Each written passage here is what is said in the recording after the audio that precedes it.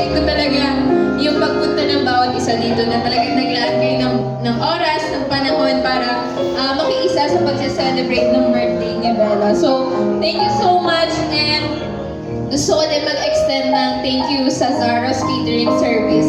So, beyond expectation talaga. So, nagulat ako pagdating ko dito kanina. Hindi ko expect na ganito kabongga yung catering at ganito kabongga yung pag-set up niya. So, talaga, sobrang nag-uumapaw ang kagalakan sa aking puso. Ayan.